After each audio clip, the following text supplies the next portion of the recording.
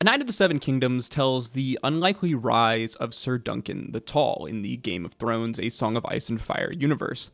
Season 1 is based on and adapted from the novella The Hedge Knight, written by George R. Martin. Episode 1 of Season 1 also being titled The Hedge Knight.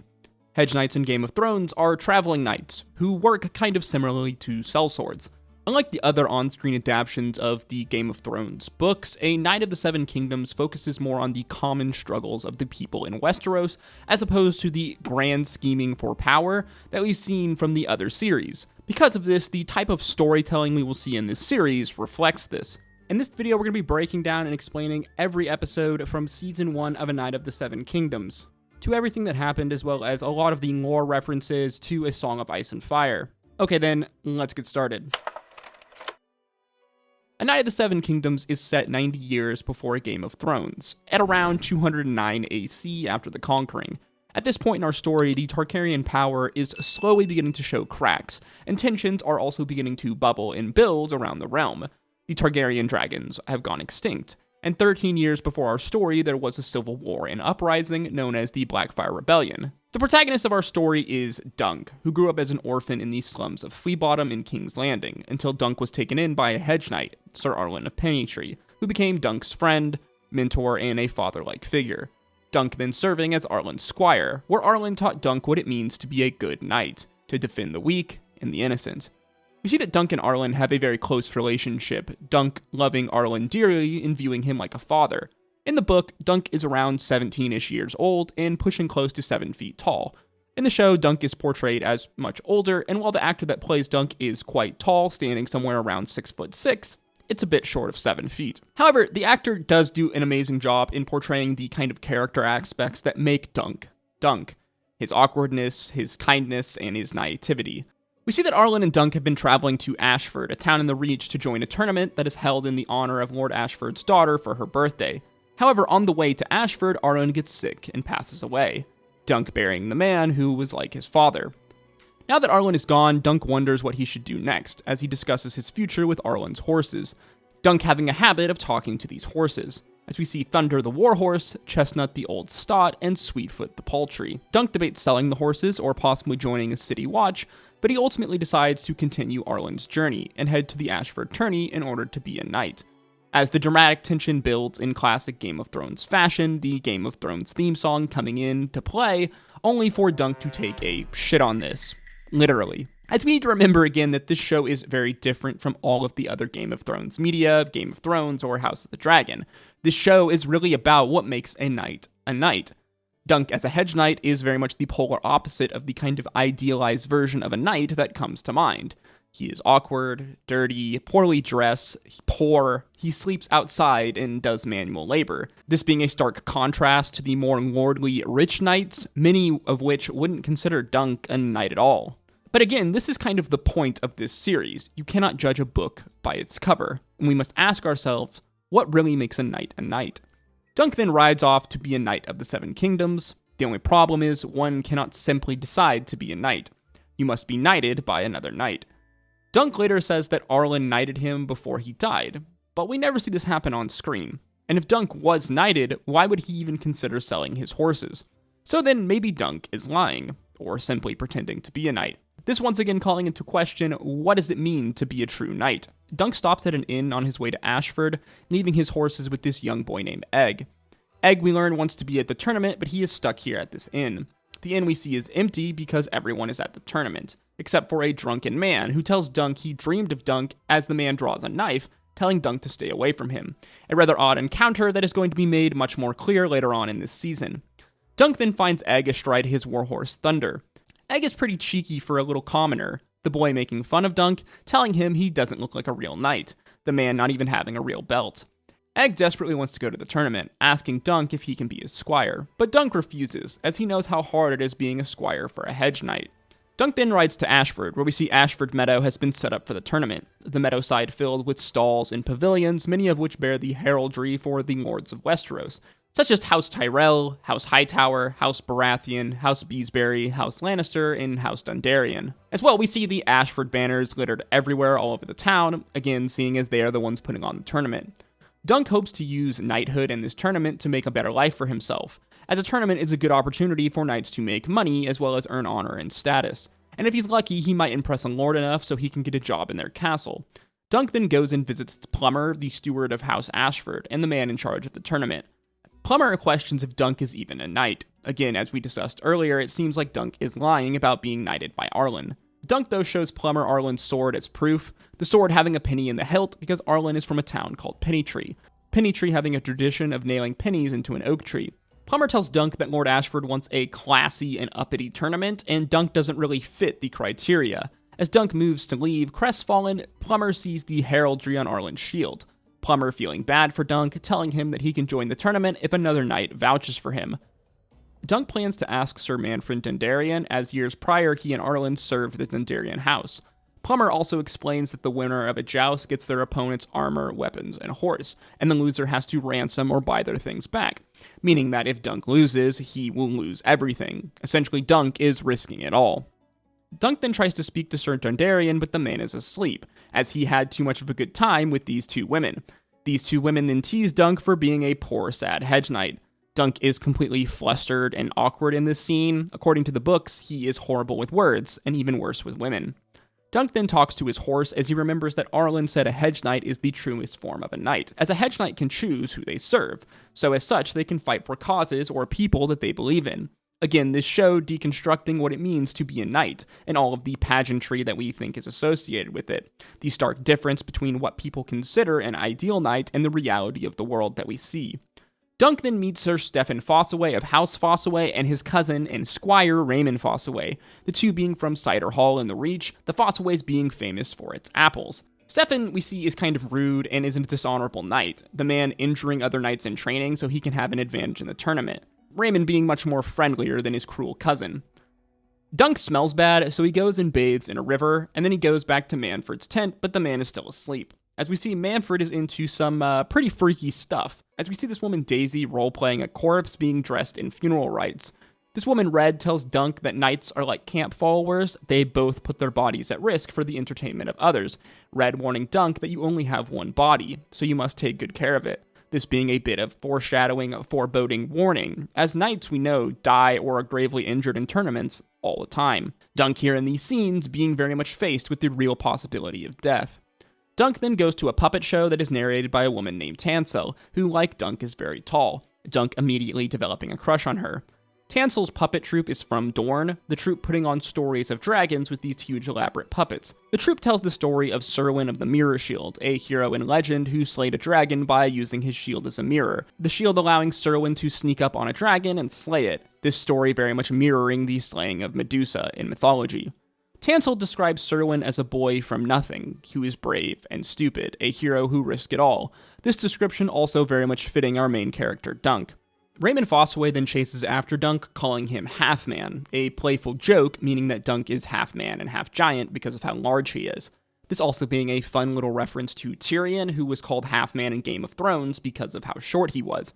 Raymond takes Dunk to Lionel Baratheon's tent, Lionel being the heir to the Baratheon castle of Storm's End in the Stormlands, Lionel being the ancestor of Robert Baratheon. Lionel is known as one of the best fighters in Westeros at this time. We see that he is wearing an antler headpiece that in many ways kind of resembles a crown, this probably being a subtle little reference and a bit of foreshadowing to Robert's rebellion and his ascent to king 80 years from now, again Lionel being Robert's ancestor. Lionel we see is hosting a grand party and everyone is excited for the tournament. Lionel then messes and jokes with Dunk a bit, but Dunk is so naive and honest that Lionel takes an immediate like to him. Dunk tells Lionel that he walks with a slouch because he grew up in the slums of Flea Bottom where it was dangerous to stand out. However, Lionel tells Dunk that the gods made him tall, so he should be tall and proud, this being the kind of genesis of Dunk's future name of Sir Duncan the Tall. Dunk and Lionel then dance together, if you can even call this a dance, Lionel and Dunk doing a bit of roughhousing and playing. Dunk we see is anxious as he worries his skills aren't good enough compared to noble knights, Lionel agreeing with him, as Dunk references the difference between he and Lionel. Lionel, unlike Dunk, is rich and could easily ransom all of his things back should he lose, thus laying bare the inequality in the reality of the world of Westeros. Dunk then finally meets with Manfred Dundarian, as years prior, the Dundarians fought a war against the Vulture King in Dorne, in which Arlen and Dunk took part of, serving in the Dundarian army. However, Manfred doesn't remember any of this or even care about it. Manfred refusing to vouch for Dunk, as now Dunk must find another knight to vouch for him if he wants to partake in the tournament. Dunk returns to his camp where he finds Egg, the boy having completely set up Dunk's camp, Egg hoping Dunk will accept him as a squire. Egg asks for Dunk's name, Egg wondering if Dunk is short for Duncan. We as an audience know that it's very much not, but Dunk has been told he needs a better name, so he then heroically declares himself Sir Duncan the Tall, a name befitting a hero and a great knight.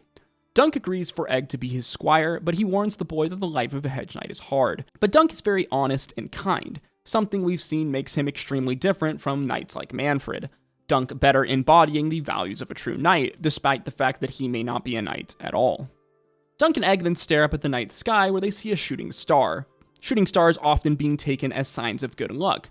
Since everyone else is likely asleep in their tents, it is very likely that it is only Dunk and Egg who actually witness this sign of good luck, it being just for them, as A Knight of the Seven Kingdoms Episode 1 comes to an end. The Knight of the Seven Kingdoms Episode 2 Hard Salt Beef opens as we hear a voiceover of Dunk, describing his mentor in the father-like figure, Sir Arlen. Arlen and Dunk as characters are both kind of like hard salt beef. Hard salt beef is a sort of hardtack, a road food, a tough food that is traditionally eaten by hedge knights. It's a no-nonsense sort of tough food that is very much like Arlen and Dunk. Tough, no frills, but it gets the job done. In this episode, we are introduced to a number of important characters. 3 Targaryen princes, Baelor, Maekar, and Aerion, along with 2 members of their Kingsguard, Roland Crakel and Donald of Duskendale, the latter of which Dunk takes a bit of an interest in for his supposed lowborn status. As well, we meet the birthday girl Gwen Ashford, and the grand jousting tourney gets underway. As I said, the episode opens with Dunk describing Sir Arlen. We know that in order to join the tournament, Dunk needs someone to vouch for his honor and his credentials. This monologue that Dunk is giving us is a speech that he is giving numerous knights at the tournament, all in an attempt to find someone who remembers Sir Arlen so that they can vouch for him. As Dunk describes Sir Arlen to us, we see a montage of Arlen and Dunk, as well as the man's massive dong. In these scenes as well, we see a wound on Arlen's forearm, letting us know that these montage scenes were the days leading up to Arlen's death, which we saw in episode 1, meaning that it is very possible that this wound was the cause of the man's passing. Dunk speaks with a number of knights and lords, one of them being House Hayford. 13 years prior, Arlen served in Hayford's army during the Blackfire Rebellion, Arlen fighting at the Battle of the Redgrass Fields, this battle being where Arlen's nephew Roger died at the hands of Lord Gorman Peak, the man who also slayed Lord Hayford at the same battle. Roger was Arlen's squire before Dunk, so it is the death of Roger that ultimately leads to Arlen taking in Dunk to be his new squire. This is a pretty famous battle in the history of the Targaryens in Westeros, with famous Targaryens like Prince Baelor, Prince Maekar, and the notorious Bloodraven all being present at this battle. House Hayford, though, like most people at this tournament, has no memory of Arlen, so they refuse to vouch for Dunk. We then see Dunk speak to Lord Leo Tyrell, the ancestor of famous Tyrells like Margaery and Loras, who we see in Game of Thrones. Leo is the lord of the Tyrell family, and has control of the area known as the Reach, making Lord Ashford vassals to Lord Tyrell, and making Lord Tyrell one of the most powerful men at this tournament. And Arlen and Dunk serve the Tyrells at their home of Highgarden, Arlen regularly speaking of Leo Tyrell. However, the Lord has no memory of the man. Again, as we've seen in the first 2 episodes, no one really seems to remember Arlen at all. A core theme in this episode being Dunk looking back at Arlen's legacy and trying to separate fact from fiction from the man. Was Arlen a good knight or a shit knight? What even is it that makes a knight good or great? Is it the tournaments they've won, the battles they've fought at, or the people that they've served? We see Egg console Dunk, though he does call Arlen a shit knight since no one remembers him. For a peasant boy, Egg is extremely bold and boisterous, telling Dunk he should stick his lance up Lord Tyrell's ass. Though we then see him in a panic run away at the sight of the Targaryen banners approaching the tournament, as 4 Targaryen princes have now arrived on the scene. Baelor Breakspear, the Hand of the King and heir to the throne, the eldest son of King Daeron Targaryen. He received the name Breakspear after he defeated Daemon Blackfire at a tournament. However, some circles of people have a dislike for Baelor, as he does not have the white blonde hair of the Targaryens, the man being described as resembling more of a Martell than a Targaryen. His hair he seemingly got from his Martell mother. We also see Baelor's eldest son Valar, who is second in line to the throne. In addition, we see Baelor's younger brother Maekar, the 4th son of King Daeron, something that Maekar hates, as he has lived in the shadow of his older brother his entire life. Maekar is described as a hard, strong man and a powerful warrior. Maekar is also the father of Maester Aemon Targaryen from Game of Thrones. Finally, we have Maker's second son, Arion. Arion is proud and a bit of a dickhead, as we see him be rude to Dunk, the prince assuming that Dunk is a stable boy. I have the honor to be a knight. Oh. Knighthood has fallen on sad days. As we watch the Targaryen prince leave his horse unattended, Dunk coming to the rescue as he calms the horse down. Dunk, as we know, is more comfortable around horses than he is with people, and we can tell this from the amount of time Dunk spends talking to horses. Here, Dunk meets two of the Kingsguard, Roland Crakel and Donald of Duskendale, the Kingsguard being regarded as the greatest knights in the realm, the personal bodyguards of the king and his family. The knights are in all-white armor, this probably being the closest description to the armor of the Kingsguard from the books that we see in any of the show.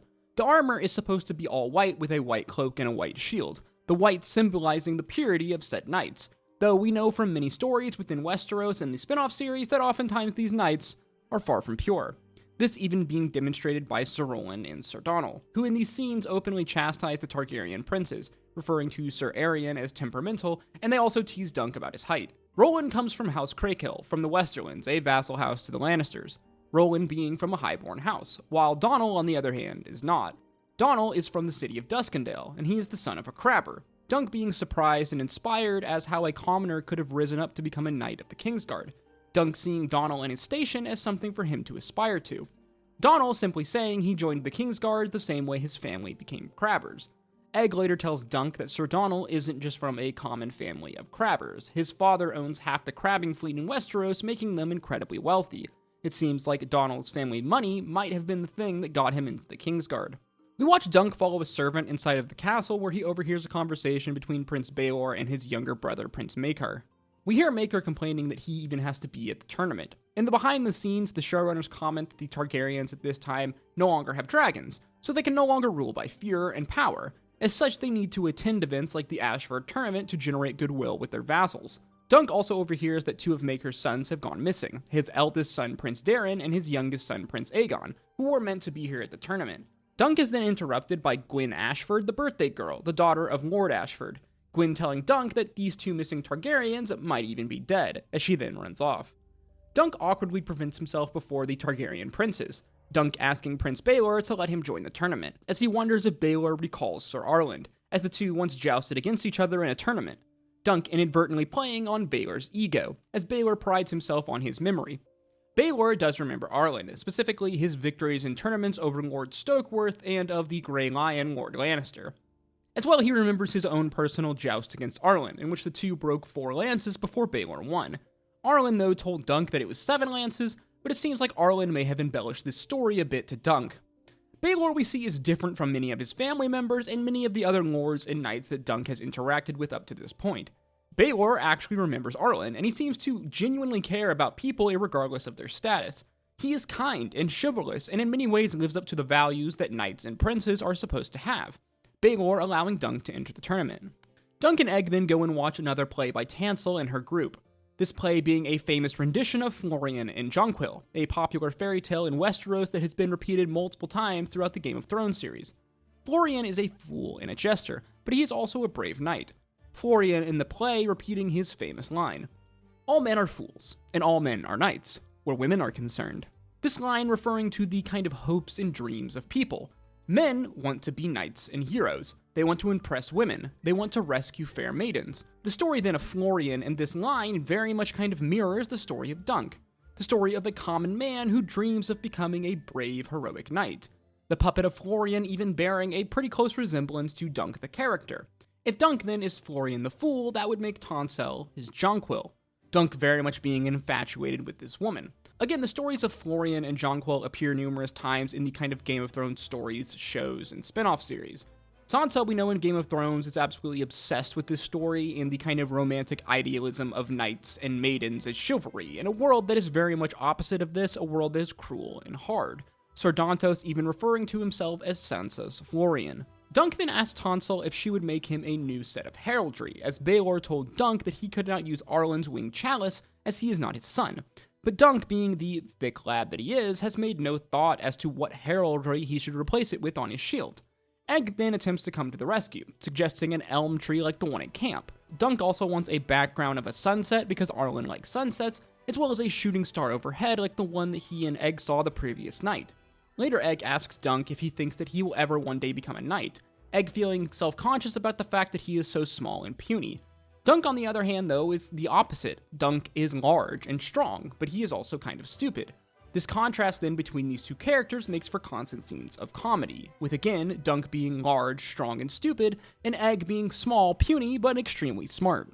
Lionel Baratheon then recruits Dunk and Egg to join in a game of tug-of-war, Dunk getting to show off his strength in a really fun scene of revelry.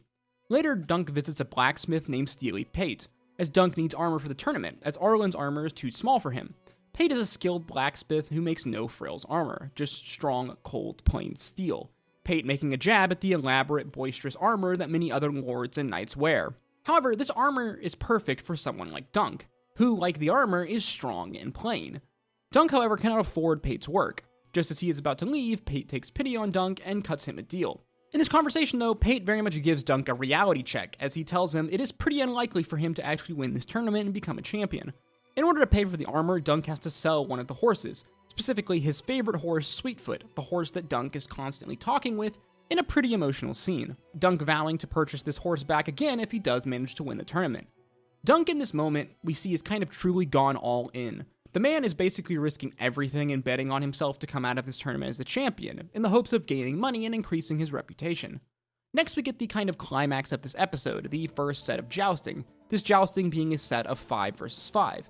5 champions: Robert Ashford, Valar Targaryen, Leo Tyrell, Humphrey Harding, and Andro Ashford, versus 5 challengers: Lionel Baratheon, Abelard Hightower, Daemon Lannister, Medgar Tully, and Tybalt Lannister. We see Medgar Tully of House Tully, an ancestor to Catelyn Tully, bite the head off a fish in the warm-up of the tourney, as the trout we know is the symbol of House Tully. In the jousting, we see Valar Targaryen defeat Abelard Hightower, as well as Humphrey Harding defeat Medgar Tully. Egg and Dunk watch the jousting, both of them having a good time and getting into it, really enjoying the moment. However, Dunk's mood suddenly changes midway through, to one of fear and anxiety, as he very much realizes the sheer skill of the competition before him. We also need to remember that knights die all the time in tourneys, this realization seemingly smacking Dunk in the face, as we then get a quick flashback to Dunk burying Arlen, a reminder of Dunk's own mortality. Back at the opening scenes, we listen to Dunk speak of Arlen like he was a great knight. However, here in the closing scene, Dunk now admits that Arlen was not in fact a great knight. The man won no tourneys, he wasn't amazing with the sword, and he drank and enjoyed the company of women. However, Arlen was still a good man. He adopted Dunk and raised him to be an honorable man, who followed the values of knighthood. Dunk finally accepting both sides of Arlen, the good and the bad, as he steals his nerve for his fight in the tournament to come. Dunk saying that he is Arlen's legacy, and they will see what Arlen's hand has wrought. As in the final shot of the episode, we watch Dunk eat some hard salt beef. This mirroring the scene flashback of Arlen and Dunk eating the same hard salt beef together. Again, this is the meal of the Hedge Knight. It's tough and simple, and it gets the job done, just like Dunk and Arlen as people. A Knight of the Seven Kingdoms, Episode 3, is titled The Squire, and largely focuses around Egg, his role as squire, and his growing friendship with Dunk. In this episode, we see this relationship grow further, the two almost becoming like brothers. As well, Dunk gets made an offer that is extremely hard for him to refuse, and in a dramatic climax, we see the true origin of Egg revealed. Episode 3 opens as we see Sir Duncan sleeping under the oak tree in the early hours of the morning. An awake Egg lies next to him, staring at the man, as the boy flaps his lips. The sound of a horse doing the same thing is dubbed over Egg as the intro title hits. Egg wakes up early in the morning wanting to get to work. Egg wrangling Duncan's horse and taking his sword out to a clearing in the woods. Here Egg attempts to train Duncan's warhorse, Thunder. Egg telling the horse that Dunk is twice the size of his last rider, and the tourney field could be muddy and hard to run on, so the horse needs to train to get its feet under it. Egg saying his father told him to never talk to a horse, that they are dumber than dogs, and can only understand the riding crop.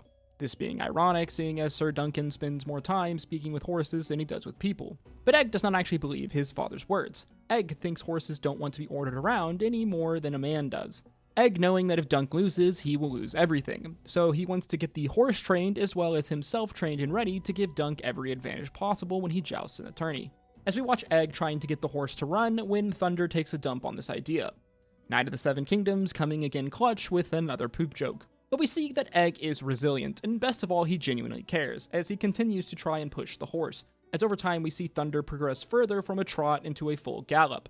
Egg meanwhile trains himself, as he practices bringing Sir Duncan his sword and lance, as one of the jobs of a squire in a tournament is to bring a knight lances during every tilt. Something that is difficult for Egg because of how small he is, but it's not impossible. Egg is then approached by a ragged one-eyed knight, who accuses Egg of stealing the horse. Egg recognizing the knight as Sir Robin Riceling, the maddest knight in the Seven Kingdoms, a man who 5 years prior lost his eye to a splintered lance during a joust. Robin is a member of House Riceling, a house from the Reach that serves as a vassal house to House Tyrell, Robin declaring himself to Egg as a vessel of the warrior, one of the aspects of the faith of the Seven, the warrior representing strength in battle. Robin declaring that Egg is small for a squire, Egg simply replying he serves Sir Duncan the Tall, a man who is more than tall enough for both of them. Robin replying he's never heard of Dunk. Egg responding, you will. This being just a little bit of foreshadowing, which we will discuss more in the spoiler section. Egg returns back to camp as we see Dunk is sewing on a patch, Dunk being upset that Egg wandered off without him. Egg asking Dunk if it is his job to sew the patch, but he actually doesn't know how. Egg wants breakfast, Dunk telling him he can have salt beef whenever he's done his work. Egg, as we know, doesn't want to eat salt beef. Dunk then threatens him with a beating if he doesn't do what he's told. Dunk, as we see, is seemingly channeling possibly how Arlen spoke to him and how Arlen trained him, or possibly how he thinks a man or a knight should act with his squire. But Dunk is not like Arlen, nor really any other man. Dunk is kind and caring and loving, as he then calls Egg back over and begins to teach him how to sew. Egg quickly gets the hang of it with some practice, as we see that Dunk is genuinely excited for him. Egg then asking Dunk a rather awkward question. If it is odd, he has black hair growing out of his stones. Again, this seemingly funny, out of their line is actually a bit of foreshadowing, which again we are going to discuss in the spoiler section. Egg then sings a song about the Targaryen princes, Baelor and Maekor, and as well as their bastard brother Daemon. Specifically, this song being about the Blackfire Rebellion, the song titled The Hammer and the Anvil. The song going like this. Daemon was the bastard, so they kicked his bastard grass. Green grass as green as summer, but grass is red all over. This referencing the Battle of the Redgrass Field, the final battle of the Blackfire Rebellion, which ended with Daemon Blackfire dying. The song is referencing an anvil and a hammer. This line is not only referencing the name of the song, but also the name of the strategy that was used by the Princes Baelor and Maekor during this battle, as Prince Baelor was the hammer, who led Dornish spearmen against the rear of Daemon's army. Baelor crushing them against the shield wall of his brother Maekor, who was the anvil and positioned at the front of the battle. However, this song does leave out many details that happened in this battle, such as the legendary duel between Daemon Blackfire and the Kingsguard Sir Gawain Corbury, as well as the importance of Brynden Rivers and his Raven Teeth archers, who were actually the ones that slew Daemon Blackfire and his sons. As Aegon sings this song, we see that Dunk has been sick with nerves all morning, as the man thinks that he's going to joust today, only to have his bubble popped by Egg, who tells him that he actually won't be jousting today, as the right of the first challenge goes to knights with high birth and renown, so he's gonna have to wait until tomorrow. Dunk then goes to the tourney, where in a funny scene, he purchases some goose eggs and makes a fool of himself in front of Tansel, as we then get a fun little montage of Dunk and Egg making a really banger breakfast sandwich together, as it seems like Egg didn't have to eat the salt beef after all, as we're starting to see Dunk and Egg grow closer together, like siblings. The two then go to the lists and they're having a good time watching the jousting. Again, the two of them becoming closer, again like brothers, bantering with one another. Oh, Meg, I can't eat hard salt beef, I just eat lovely food and grapes and all the... Later, Dunk and Egg are resting when Egg tells him he thinks he could be happy in a place like this, Egg thinking out a kind of future fantasy adventure that he and Dunk will go on. Egg then dodges a question about his past. Dunk compliments Egg, telling him that he's a good worker when he really puts his mind to it. Egg then asks to stay on as his squire after the tournament. Dunk tells him if he manages to win his first joust, then yes, Egg can stay with him as his squire. Their conversation is interrupted by Plummer and Lord Ashford's steward, the man having a proposition for Duncan. He tells Dunk that Lord Ashford has overspent on this tournament, and they are still reeling from the recent hard winter. But Plummer has a solution. Should Dunk, an unknown Hedge Knight, challenge and defeat Lord Ashford's youngest son, Sir Andro, and should someone happen to put a large wager on Duncan to do so, that person would make a lot of money. Essentially, he's saying that Sir Andro will throw the joust against Dunk so that Lord Ashford can make a large sum of money. This on the surface is a win-win for both parties involved, as Dunk wins his joust, and such he gets Sir Andro's horse, arms, and armor, a tidy sum for a Hedge Knight. However, Dunk doesn't really like this idea, as he values the honor of a knight, and he wants to defeat someone in a fair joust and earn his stripes. Yet this offer is alluring for a Hedge Knight like Dunk, who has little to nothing.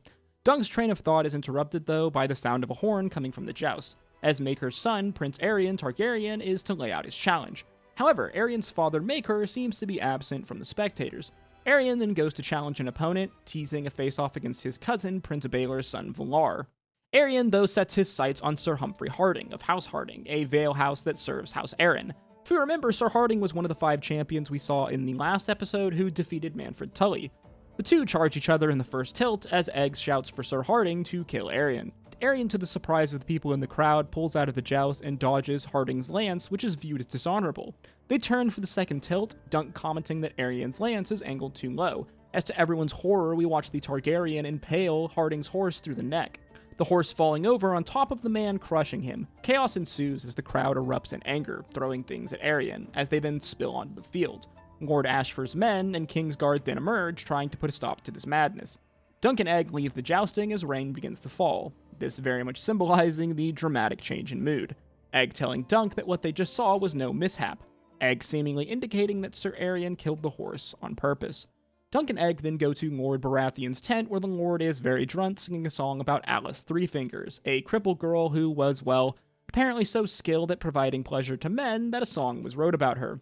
Egg commenting to Dunk that this song is a story of honor, a misfortuned girl who's making the best of her natural gifts in life. In his words, it is an act of dogged spirit, of giving more than what was asked. This is a kind of idealism that both Dunk and Egg in many ways embody in their own way, both of them very much going above and beyond in the line of duty, something that we saw Egg do in the opening moments of our episode. The two then walk around the tourney, Dunk asking Egg if he knew his father, Egg saying, no, not really, again dodging the question. Dunk then tells Egg a cook in Fleabottom told him that his father was a thief, but if he was as big as him, he wouldn't make a very good one. Dunk then spies Plummer as he thinks back to the deal that was offered to him. The two then run into a fortune teller woman, the woman telling Dunk that he will have a great success and be richer than a Lannister. Dunk telling the woman to do Egg next. The woman then tells Dunk he will be king. He will die in hot fire, and worms shall feed upon his ashes, and all who know him will rejoice in his death. A very odd prophecy to give to what is supposed to be a young peasant boy. Dunk finding this funny. Egg, on the other hand, though, is completely shocked. Again, if you want to know more about this interaction and this prophecy, you're going to have to wait until the spoiler section at the end of the video. So Duncan is then stopped by Raymond Fossaway of House Fossaway, a vassal house to House Tyrell. Raymond is the squire to his cousin, Sir Stephen Fossaway. The Fossaways are well known for their apple orchard, hence why the Fossaways make their own cider. Raymond asks Dunk to come drink cider with him, while Egg goes and watches Tansel's puppet show. In the tent, Raymond asks Dunk if he's chosen an opponent yet, Dunk saying he is interested in challenging Sir Andro.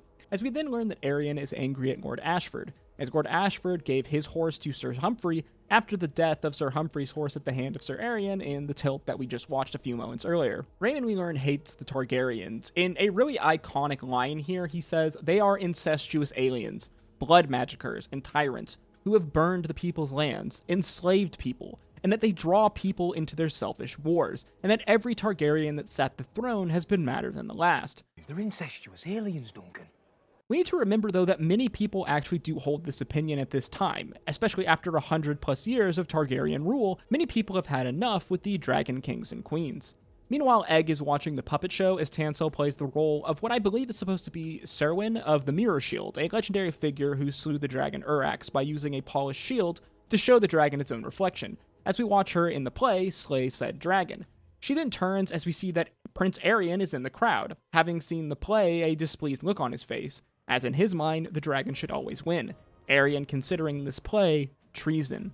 Back over to Dunk and Raymond. Raymond tells Dunk that Prince Maker went looking for his 2 sons, hence why he wasn't at the tournament. The missing children being Sir Darren, his eldest son and his heir, and his youngest son. Raymond then describes Maker's sons, saying Darren is a sod, Aerion is vain and cruel, the 3rd son is going to be shipped to the Citadel to be made a maester, this being what we know is Maester Aemon. Before, though, he can describe the youngest son, Egg then comes bursting in, telling Dunk that Aerion's hurting Tansel. Dunk pushes his way to the puppet show just in time, as he sees chaos breaking out, as we watch Aerion break Tansel's finger. Dunk, in a rage, punches Aerion in the face. The man, fighting off multiple guards, then kicks the prince in the face again for good measure. Aerion is completely shocked and genuinely surprised by these actions, asking why the man would throw away his life for nothing, as striking a prince is a punishment punishable by death. Just as it seems like Dunk is going to be executed, suddenly Egg runs in, demanding that they stalk. Aegon calling the guards by their names as he reveals himself to be none other than Aegon Targaryen, the youngest son of Prince Maekar. Aegon referring to Aerion as brother, telling him he cut his hair off because he didn't want to look like him, as we see that these two brothers very much hate each other.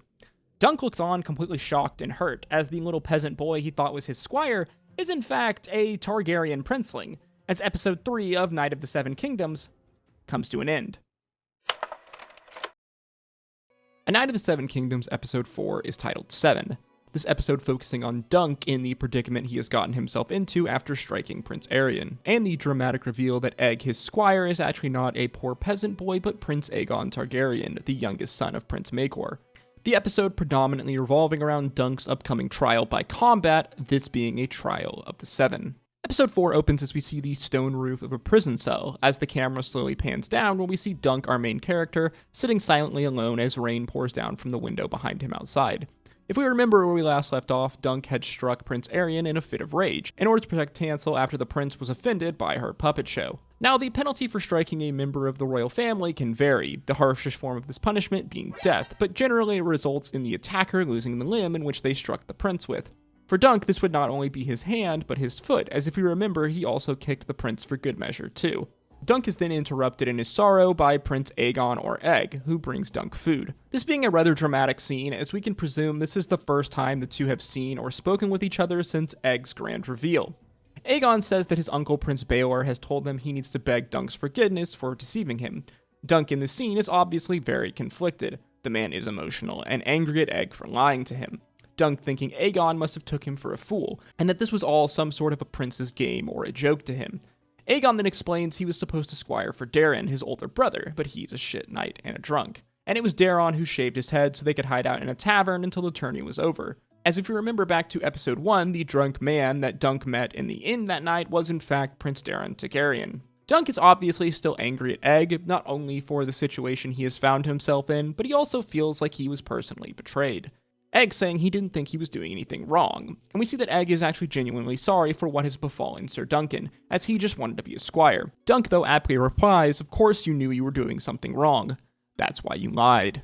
Egg tells Dunk that his uncle Baelor wants to speak with him, as Dunk is then taken before the heir to the throne. Baelor tells his nephew Aegon to pour Duncan a cup of wine, and to try not to spill it on him. Dunk then comes to Aegon's defense, saying that he won't. He's a good boy, and a good squire, who meant no harm. He sees that now, as we see that Dunk's anger has subsided. Baelor then responds one need not intend harm to do it, as Aegon's actions were in goodwill, but they have led to this situation. Baelor then asks Dunk how good a knight he is, this being a leading question, as Baelor has a plan that might help Dunk up his sleeve. Dunk, we know though, has never seemingly seen real combat. Though he is a large and strong man, he is relatively inexperienced when it comes to wielding a blade in actual combat. Baelor tells him that Maekar found his son Daeron in an inn, and that Daeron has lied and told his father that a large knight kidnapped his younger brother. And when it comes to Tansel the puppeteer, she will likely be charged with treason. Dunk, though, defends his actions and defends his striking of a prince, saying that all knights make the same oath, to protect the innocent, even if that might be from a prince.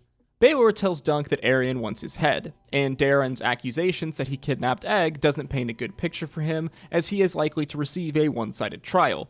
There is, however, one solution for Dunk, a trial by combat, an honor afforded to knights where they may face off in combat against their accuser, and should they win, they would be acquitted of all charges and deemed innocent, though this would mean him facing off against Prince Aerion 1v1. As we then flash over to Dunk as we see him standing before Prince Baelor, Prince Maekar, Prince Aerion, and Lord Ashford, as well as Lord Leo Tyrell. Dunk then demands a trial by combat. Aerion then attempts to refuse this, but he cannot do this without withdrawing his claim. Aerion then demands a trial of 7, an ancient custom that was brought over by the Andals that is another form of trial by combat, where 7 champions face off against one another, the number 7 being for these 7 gods, as the Andals believe that should 7 champions fight another 7 champions, it is more likely for the gods to intervene. From what we know, only one other trial of 7 has been invoked, this being in the year 42 AC after the Conquering during the Faith Militant Uprising, as Sir Daemon Morrigan challenged King Maegor I Targaryen to a trial of 7, as he believed the king did not have the right to rule the 7 kingdoms. The 7 champions of the faith being Sir Daemon Morrigan, Sir Lyle Bracken, Sir Harris Horp, Sir Aegon Ambrose, Sir Dickon Flowers, Sir William the Wanderer, and Sir Garibald of the Seven Stars. As they faced off against King Maegor Targaryen, the King's Man-at-Arms Dick Bean, Sir Bernard Brune, Sir Brahms of Black Hole, Sir Rayford Rosberry, Sir Guy Lawston, and Lord Lucifer Massey, the only man who walked out of this trial of 7 alive being King Maegor Targaryen. We see that Maegor is angry at his son, as he thinks that he is a coward and running away from a fight with Dunk. However, there is nothing he can do, as invoking a trial of 7 is within Prince Aeryn's right, so it is decided that this trial will be held at dawn. Dunk then has until dawn to find 6 other knights who will fight alongside him for his cause. If he cannot, he will be declared guilty of the charges against him. The problem is that Dunk has no one really that he can call to his aid, this likely being a part of Aeryn's plan all along. Dunk then leaves, heading back to his elm tree, where we see his friend Raymond Fossaway has been waiting for him. Raymond then taking him back to the Fossaway tent, where we see that Raymond's cousin, Sir Stephen Fossaway, is there as well. Sir Stephen, to Dunk's surprise, declares his support for the man, Stephen saying that he has some friends, for example, like Sir Lionel and Sir Lannister, as he declares he will go and find 5 other men who are willing to fight by their side, as he leaves the tent. Raymond, though, advises Dunk to run away, as they are going to kill him regardless, so he might as well run. Dunk then ponders that maybe the gods think this is what he deserves, for not knowing his place, this possibly being a reference or an homage to Dunk's questionable status as a knight, as Dunk states in episode 1 that he was knighted by Sir Arlen, but we never actually see this happen on camera, so it is highly teased that Dunk was never actually knighted, that he is not an actual true knight, but he took his opportunity to pose as one. They are then interrupted by Egg and his drunken elder brother Darren. Egg declaring that he is Dunk's squire, so he will need someone to arm him. Dunk is immediately angered at seeing Prince Daeron, his accuser, as he holds him down, putting a knife to the man's throat. As he has already assaulted one prince, so why not add another one at this point? Dunk's anger is obviously justified, as again, Darren's lie about what happened with Aegon has made Dunk's situation that much more worse. Egg informs Dunk that Prince Maker, his father, will be joining Aeryn's 7 along with Sir Daeron, as well as the 3 Kingsguard that are present at the Ashford tourney. Darren, though, has come here for his own reasons, as the man is a coward, as well as a shit knight. He asks Dunk to hit him on the side of the helm during the battle, and make it look good, this giving Daeron a reason to go down and be removed from the fight so he doesn't actually have to worry about dying. Egg tells Dunk that his cause is not lost, that he can bring people to Dunk's side. As he is a prince of the realm, Aegon does have sway over many knights and lords. As well, Aegon hates his older brother Aerion, as he has always been cruel to Egg ever since they were children, Egg being convinced that Aerion killed his cat. Daeron then refers to Aerion as a monster, this being a reference to another name that people call the prince behind his back, Aerion the Monstrous. Daeron then asks Dunk for a private word, as he tells Dunk that he dreamed of him, but his dreams are different from other men, as Daeron is a dragon dreamer. Dragon dreams in A Song of Ice and Fire are prophetic-like dreams that involve dragons. Fans of Game of Thrones will know that Daenerys Targaryen was one such dragon dreamer. Daeron describes his dream to Dunk, saying that the knight faced off against a massive red dragon, but the dragon would fall upon Dunk and die, but the knight would manage to walk away alive. Daeron not knowing what the dream actually means, but he feels as though it is important, and this has made him scared of Dunk.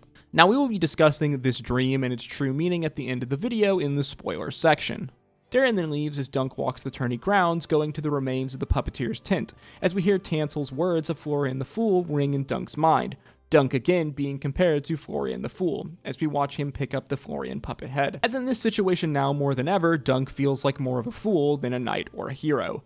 Dunk is then interrupted by Pate, who has Dunk's finished shield, which is absolutely beautiful as we see that Dunk is truly shocked and surprised. Pate also having reinforced the rim of the shield. Dunk then commenting that the symbolism on the shield, the sunset and the stars falling, are symbols of death. Pate though counters, saying that no, these are in fact symbols of life, as the elm tree at the center of the shield is in fact alive, this being a summer tree. As Pate then asks him if he remembers the old shield rhyme, "Oak and iron, guard me well, or else I'm dead and doomed to hell." Pate having provided Dunk with strong oak and iron, thus providing him with hope he won't be doomed, this also being a little foreshadowing for things that are to come. Pate, being the good guy he is and seeing how Dunk is a noble man, has done this for Dunk for what is basically free of charge. Morning then comes as Dunk along with Pate and Raymond head to the field where the trial will be held. Here we see Lionel Baratheon, Sir Humphrey Harding, Sir Robin Riceling, as well as Sir Humphrey Beesbury. Sir Beesbury being from House Beesbury, which resides near Old Town, and they are vassals to the Hightowers, Sir Beesbury being the brother-in-law of Sir Harding. Dunk then thanks them, saying that he is happy Sir Stephen has brought them here, but Lionel seemingly has no idea what he's talking about, or he doesn't even know who Sir Stephen is, as he says that it was Aegon who brought them all here. this being a little on-the-nose foreshadowing for events that are to come in this episode. The group then walk onto the field as we see their opposition ride out, this again being Prince Arion, Prince Daron, Prince Maker, along with the 3 Kingsguard who are present, Donald of Duskendale, Roman Crackhill, and William Wild, as Raymond is surprised to see that the accusers only have 6 champions. They are then approached by Raymond's cousin, Sir Stephen Fossaway, Dunk then asking him about his friend, as he says that they only need 1 more night to make 7 champions on their side, Stephen replying that they will actually need 2 more, as he has sold them out, as he is the 7th man for the accusers. As Stephen has made a deal with the Targaryen princes to make him a lord in return for joining them in sabotaging Duncan's cause, his ability to rally champions. As at some point between 130 AC and 209 AC, House Fossaway lost their lordship, and were simply a house of landed knights only. This decision by Stephen angers his cousin Raymond, as he thinks that he has traded his honor for a lordship. Dunk's position is now even more dire, as he now only has 5 champions, they need 2 more. Raymond then tells Dunk to knight him there and then, as only a knight can make another knight, and that way they would have 6 champions. Dunk, though, must go and speak before Laird Ashford and the other nobles present, so it is Lionel Baratheon who knights Raymond, making him Sir Raymond Fossaway. As Dunk looks up as he sees the visage of Sir Arlen looking down at him, the man giving him a smirk and a shrug, almost as if Arlen is saying, "What mess have you gotten yourself into, son?" Duncan again has only 6 champions, and he must acquire 1 more to make 7 or he will be declared guilty. Dunk then begs for an opportunity to beseech the crowd for a knight to join his cause. Here Dunk makes his iconic speech, declaring that he was only doing his duty as a knight to protect the innocent, the duty that Sir Arlen taught him, and that he has served many of the lords present here today, as he beseeches any good lord or knight to join his cause. We then see a large man in the crowd stand up, almost as if to say he is going to join the cause, when the man lets out a loud fart, as the crowd erupts in laughter.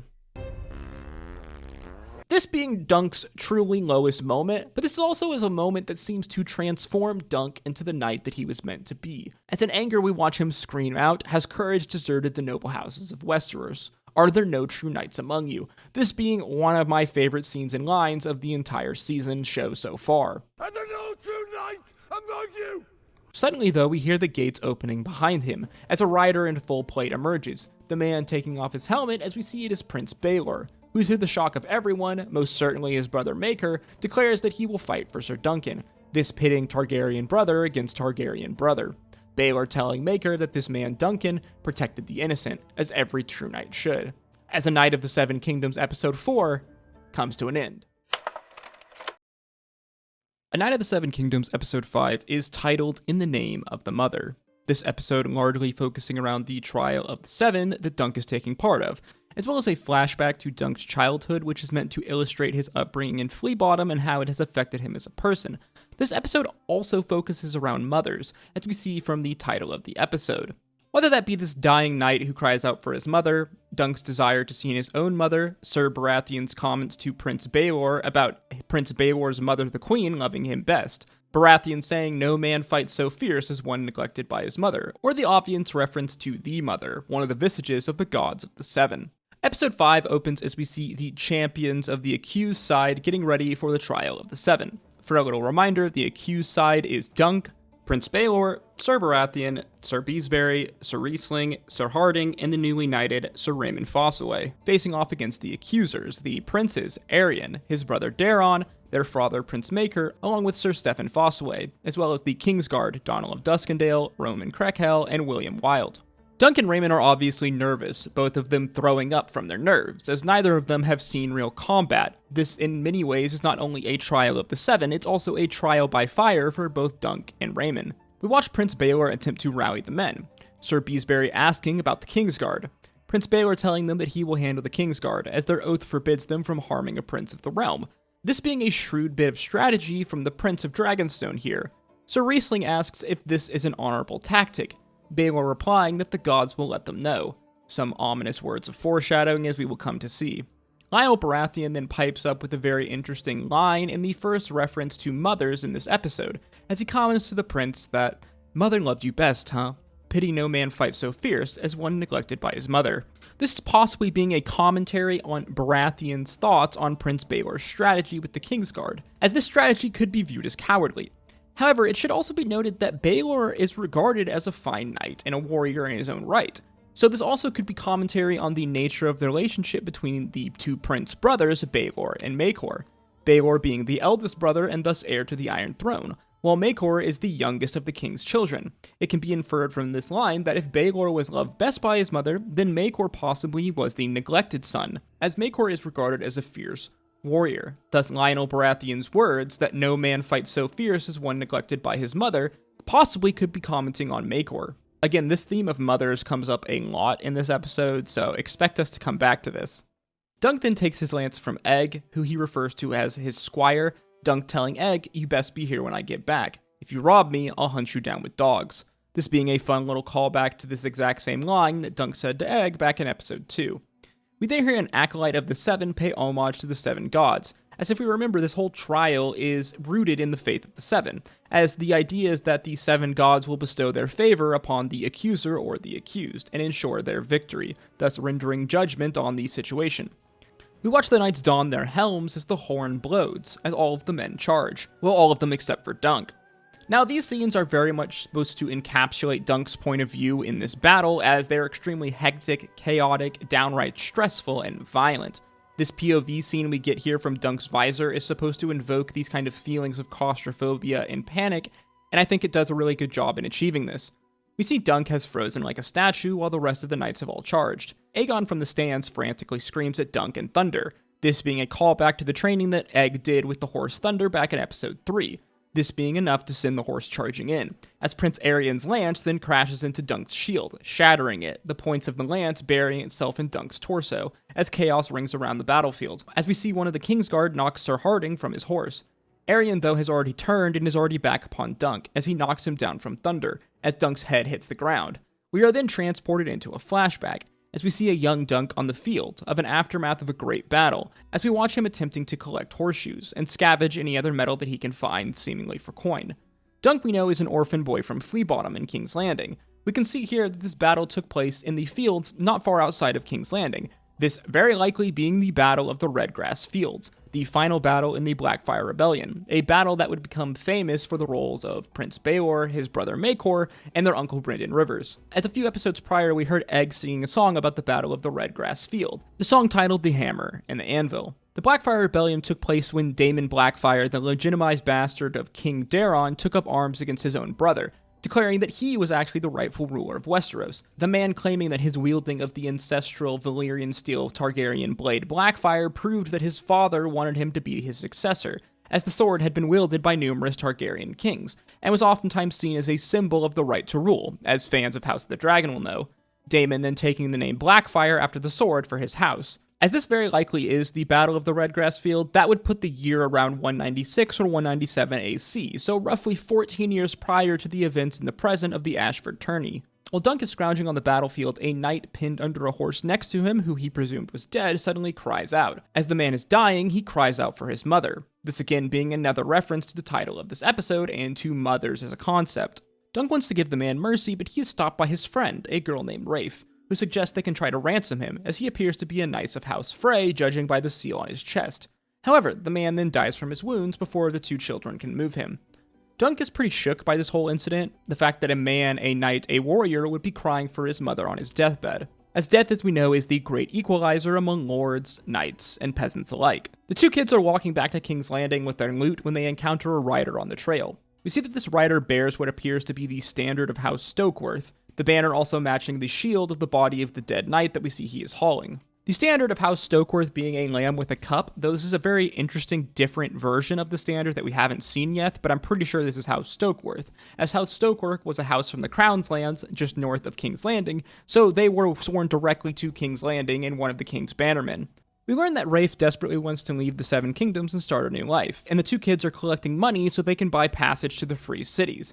Dunk, though, doesn't seem so sure about leaving, as he comments that the war is now over, the Black Dragon is dead, aka Daemon Blackfire.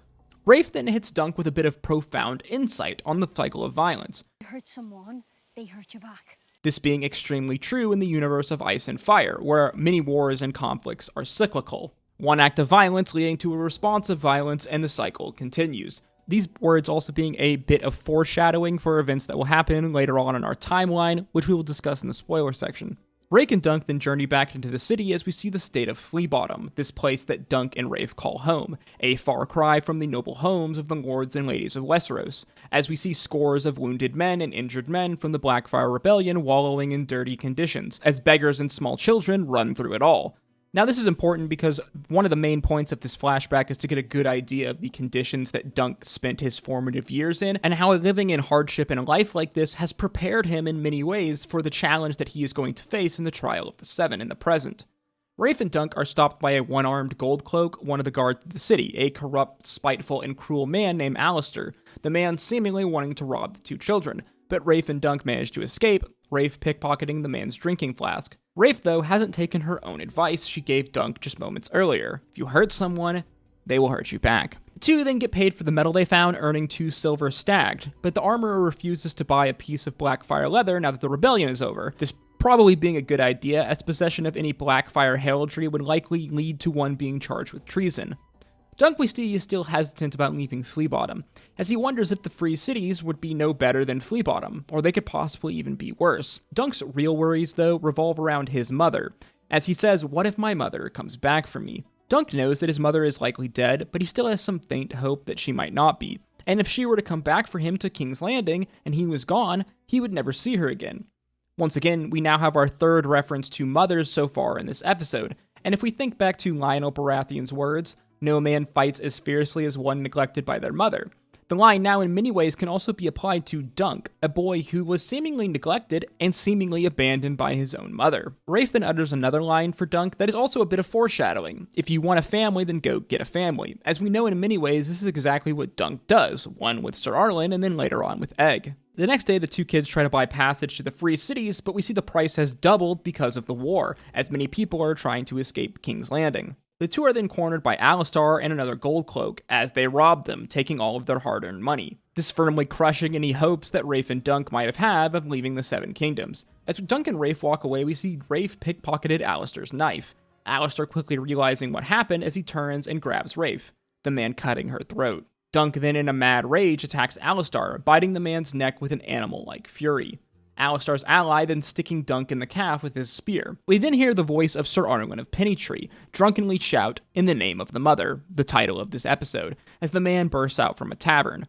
Once again, we have another reference to mothers, this time specifically the visage of the gods of Seven, the mother. The mother being the depiction of the Seven that represents motherhood and nurturing. She is generally prayed for fertility or for compassion. However, it is also said that the mother could be fiercer than the warrior when her children were in danger. As we very much see Sir Arlen here in this moment embodying that saying, as we watch Arlen drunkenly fight off the two men. Dunk in shock and horror can only watch on as his best friend, the girl he loves, Rafe, dies before his eyes, as Dunk watches Sir Arlen kill both of these Goldcloaks and then drunkenly walk away. Dunk now we see is truly alone. His closest friend, the girl that he loves, is now gone, and with it is the only thing that has kept him attached to Flea Bottom and King's Landing. Dunk then spies Sir Arlen drunkenly walking down the street as the boy follows him out of the city. He comes upon Sir Arlen's camp at night. Sir Arlen is asleep, as Dunk then draws Arlen's sword. This mirroring a scene that happened with Egg when Egg drew Dunk's sword, aka Arlen's sword. We then see a grave with a helmet on it that is next to Arlen. This belongs to Arlen's nephew Roger, who served as Arlen's squire, but the boy died during the Blackfire Rebellion at the Battle of the Redgrass Fields, the same battlefield that Dunk and Rafe were scrounging at earlier. We then get a set of montage scenes of Dunk following Arlen as we see him traveling through the Seven Kingdoms.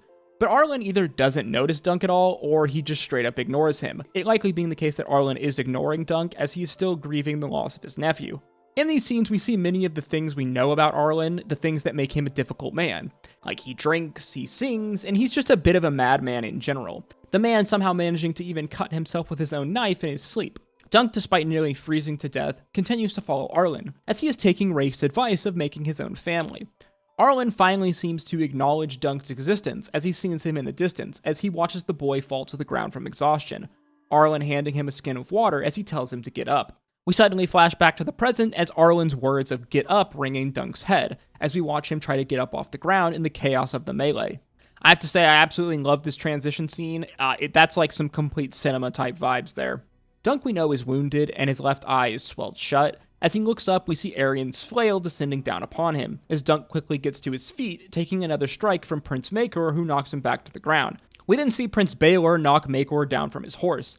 Dunk tries to get his bearings, but Arion, though, is immediately on him, attacking him again with his flail. Dunk, though, manages to tackle the prince, taking him to the muddy ground, as the melee has descended into madness. Dunk using his great strength to pin Arion to the ground, but the prince manages to pull out a dagger and stab Dunk in the leg. I really love the rawness and the realness of these scenes. It shows how the Trial of the Seven is like not this grand tale of honor, of great knights doing battle, but it is a bloody, dirty brawl, a fight for survival in all its brutality. Dunk is saved by one of his allies who knocks Arion off of him, Dunk managing to find his sword as the two face off with blades. We can see that Arion is the better and more well-trained fighter, but Dunk continues to fight back with his overwhelming strength and size. Dunk at this point is no longer Sir Duncan the Tall, but Dunk from Fleabottom, a brawler. As we have already seen from the flashback that Dunk was raised in this sort of chaos and violence, and he fights like a man who lived it. Despite this, Dunk continues to take more and more wounds, Arion cutting Dunk's injured eye as Dunk then removes his helmet as he struggles to see. Dunk, though, again continues to fight back, overwhelming Arion with his strength, as he managed to land a decisive blow to Arion's inner thigh near his crotch. Maekor screams out at seeing his son in trouble as he rushes towards him, but he is stopped by Lionel and Baelor. Arion we see is injured, but Dunk has also taken numerous slashes and stabs, as the man also collapses to the ground. Arion screams for Dunk to yield, as Dunk's vision goes foggy, the man passing out. Thinking Dunk is dead, Arion demands that the Trial of the Seven be declared over, as Aegon from the crowd cries for Dunk to get up, repeating the words that Arlen told him. As just before they are about to declare the trial over, Arlen's words again ring in Dunk's mind, as his eyes shoot open. Egg, aka Aegon, giving us his best little screech of the entire season so far.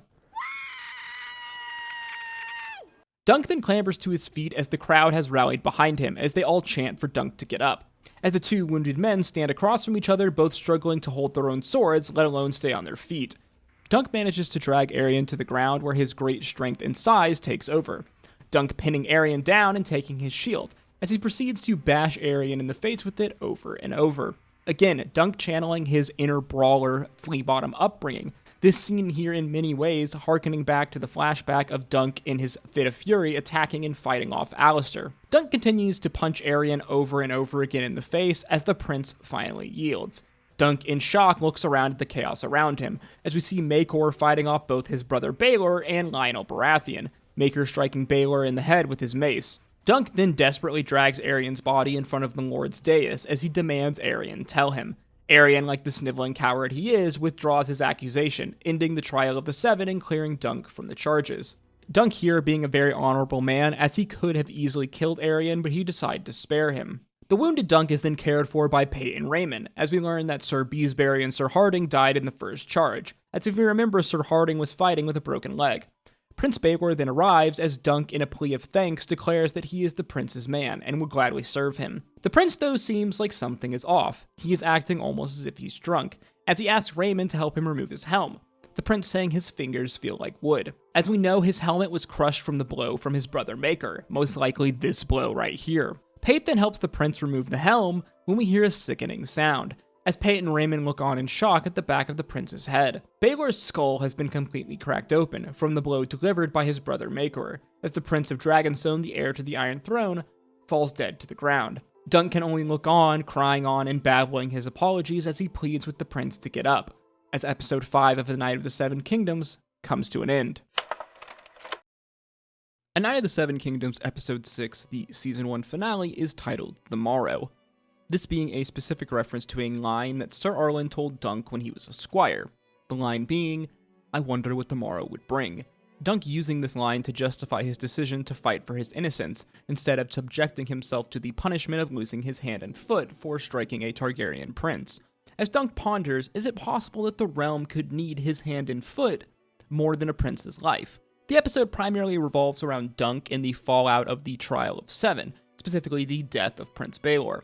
Dunk having to make a decision on which path he will walk for his future, and what role Egg, aka Prince Aegon, will play in that future.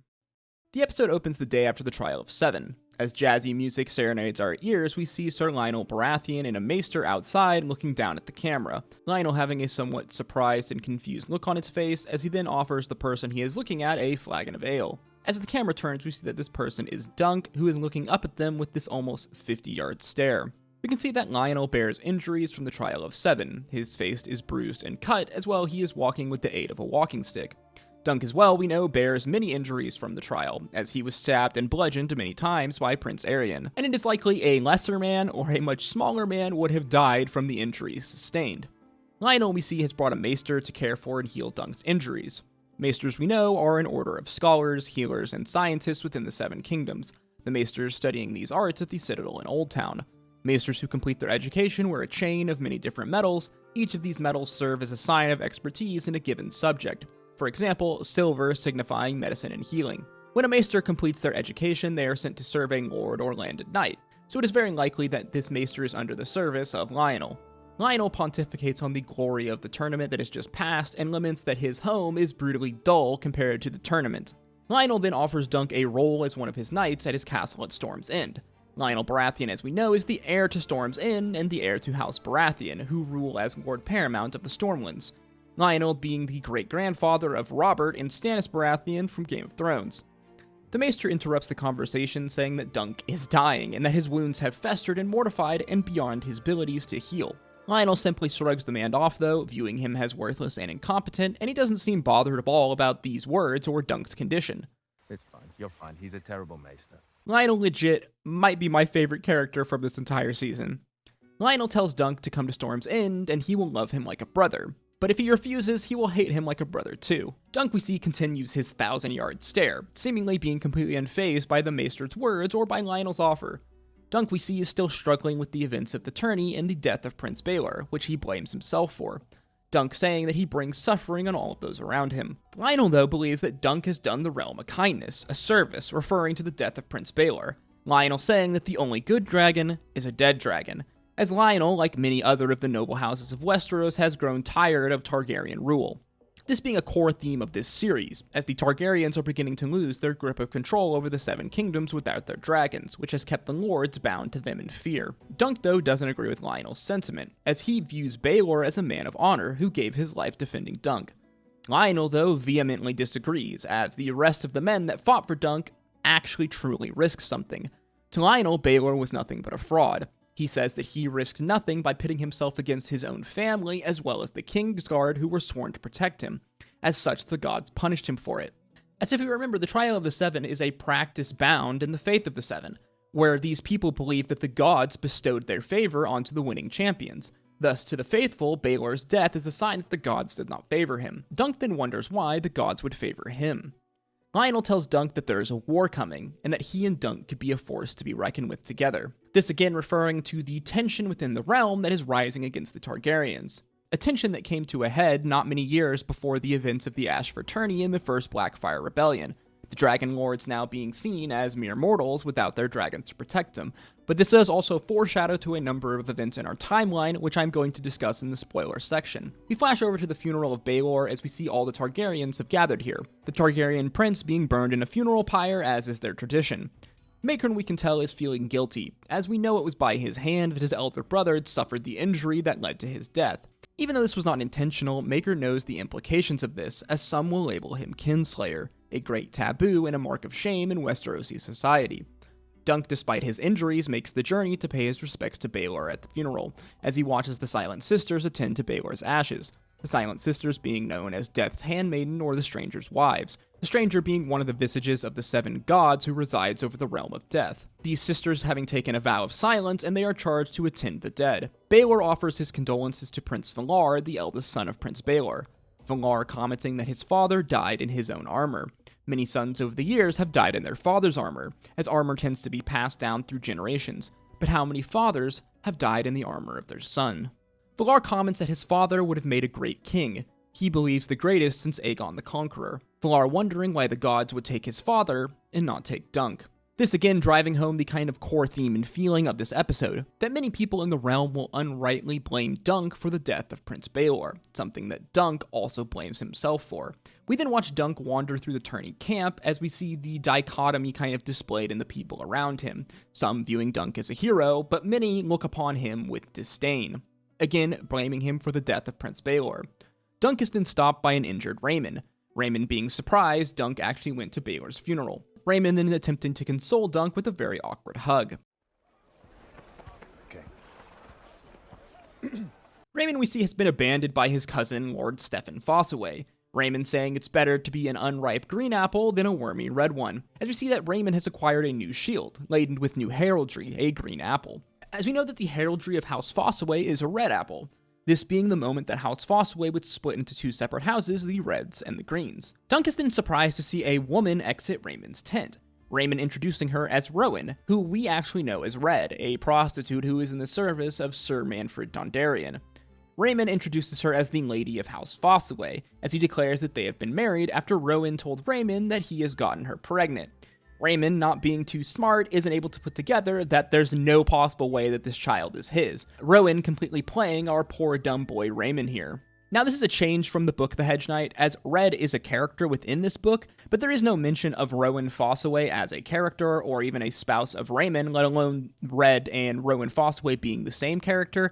But I don't mind this at all, as it gives the character Red a kind of greater role in the story and makes for a pretty funny moment here in the series. I have to say, as a whole, The Knight of the Seven Kingdoms Season 1 is pretty shockingly loyal to The Hedge Knight, the novella, with many scenes of dialogue coming straight out of the book, and the scenes that are different from the book really only serve to further flesh out our story or different characters or provide little funny, interesting moments here. Dunk is then summoned to speak with Prince Maker in a scene that very much mirrors the scene when Dunk was summoned to speak with Prince Baelor. Maker tells Dunk that he is sending Arianne to the east in the hopes that this will change his problematic son for the better. Maker referencing what I said earlier, that some men are going to view him as a kinslayer, and some men will believe that he meant to kill his brother, but he says that the gods know this to be a lie, as we can see that Maker is very shaken at the death of his brother, especially that it was at his own hands, as this will plague Maker for the rest of his life. Maker also comments on how the death of Baelor is going to affect Dunk, again something we've discussed already. Maker saying that each time something tragic or bad befalls the Seven Kingdoms, the people will comment that this wouldn't have happened under Baelor, and thus will hold Dunk responsible. Dunk then references the title of the episode, as I mentioned in the opening of this video, as Dunk wonders if he could have spared a hand or a foot as punishment if it meant that Baelor wouldn't have died, as how can a foot be worth the life of a prince? He then remembers Sir Arlen's words, "What will the morrow bring?" Dunk wondering if it is possible that one day will come where he or the realm will have more need of his foot, even more so than a prince's life. Maker believing that this is not likely, as he says the realm has as many hedge knights as hedges. Dunk's comments here being quite a bit of foreshadowing for events later in our story and our timeline, which again I'm going to cover in the spoilers section. Maker then tells Dunk that Aegon, aka Egg, has stated he will squire for no other knight but Sir Duncan. Maker then offering Dunk a place at the Targaryen Castle Summer Hall, while he will serve as a knight sworn to Maker. In return, Egg will serve under Dunk as his squire.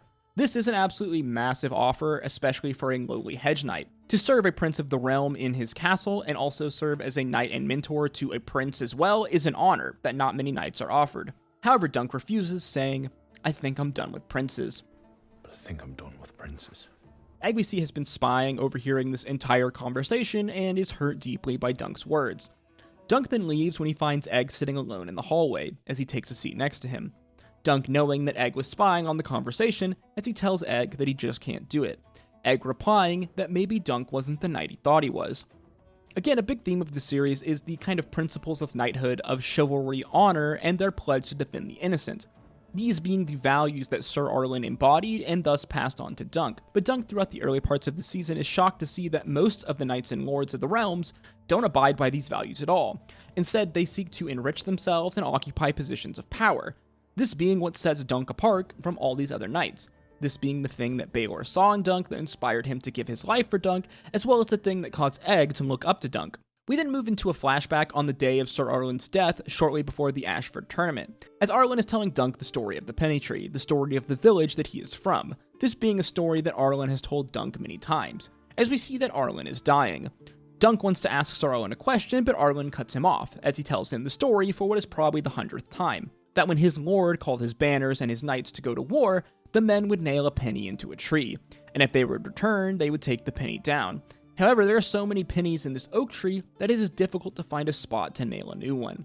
This indicating that most of these men never returned from the wars to take down their pennies, and thus the cycle of violence continued, especially the effect it had on the common folk. Dunk in the flashback then gathers his courage as he asks Arlen why he never knighted him. Arlen, though, doesn't respond as he stares off into the distance, seemingly dead, as Dunk begins to cry.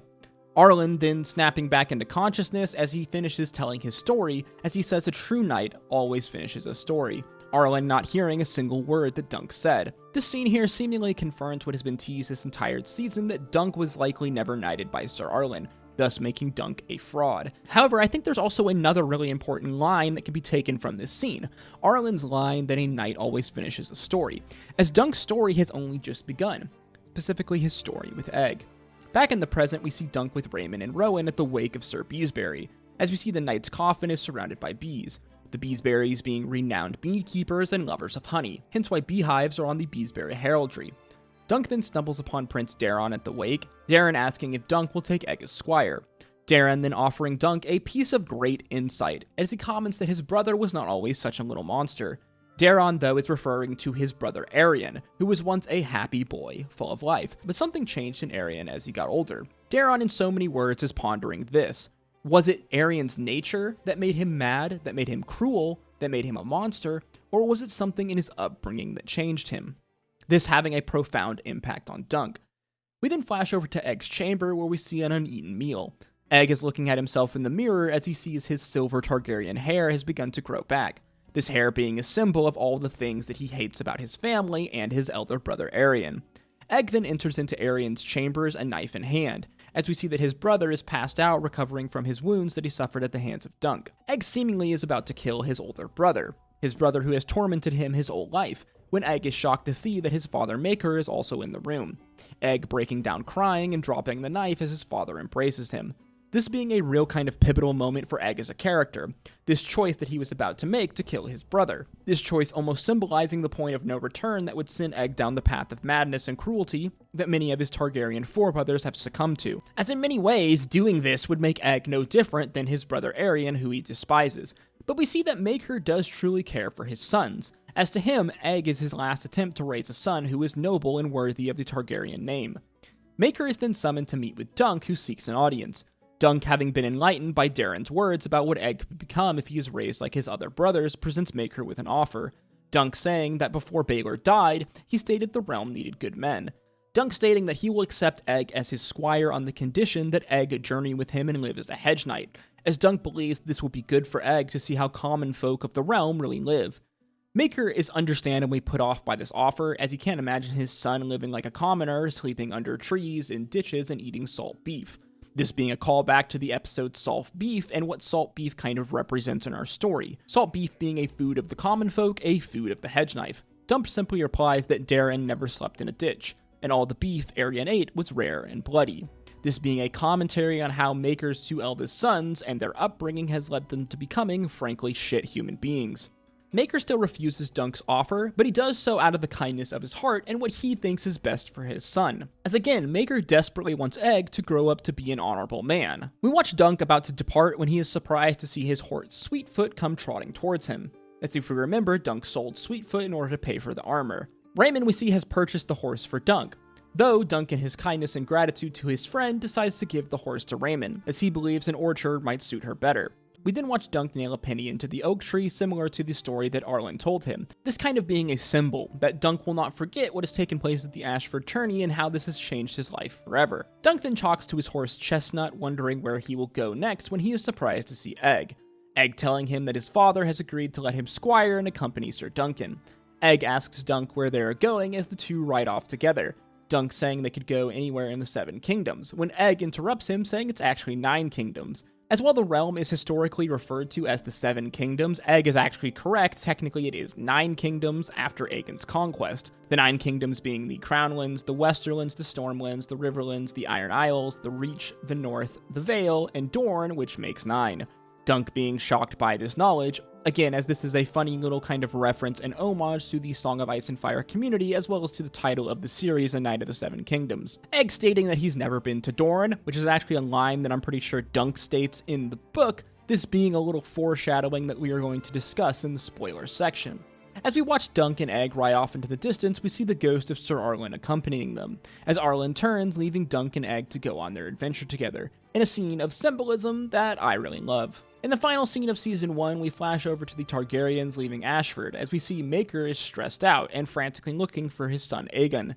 This meaning that Egg actually lied to Dunk when he told him his father approved of Egg going with Dunk, this likely setting up some future consequences for Season 2 of this series, as the Knight of the Seven Kingdoms Season 1 finally comes to an end.